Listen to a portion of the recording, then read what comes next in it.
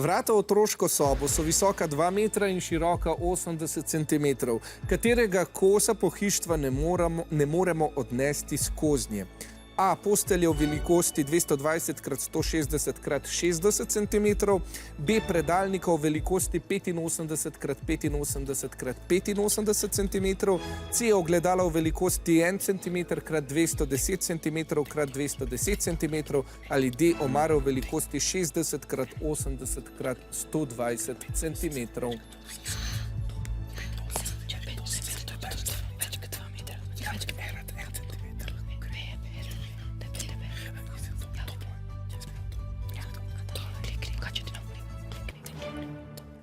Rumeni menite, da je to B, vijoličasti, pa da je odgovor C. Ste bili že kdaj prisotni pri kakšni selitvi, pomagali kaj nositi?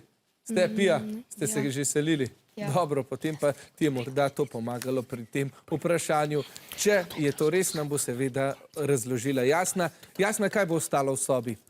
Pripravljena imam vrata in pohištvo. Vse je natanko 3-krat pomanjšano. V normalni velikosti pa se mi bo pri selitvi pridružil Rok. Skupaj namreč odpirava mali selični servis. A veš, selitev plus celice.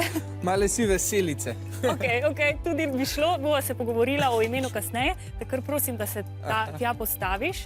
In začenjava naprimer kar s posteljo. Jaz mislim, da jo morava takole obrniti, primi na drugi strani. Držim.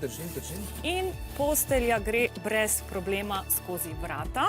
Zdaj pa nadaljujeva z omarico. Kako bo s temle? Ja, nobenih težav, ne. Ja, če bi bile omare res tako lahke.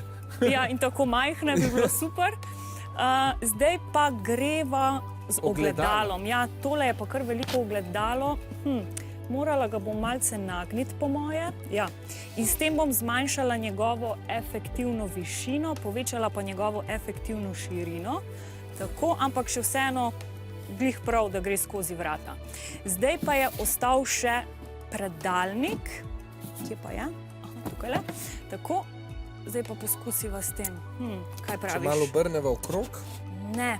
Ne glede na to, kako ga obrnem, predalnik ne gre skozi. Pri predalniku so namreč vse 3 dimenzije večje od širine vrat, zato ga kakorkoli lahko zavrtim, pa skozi vrata žal ne more.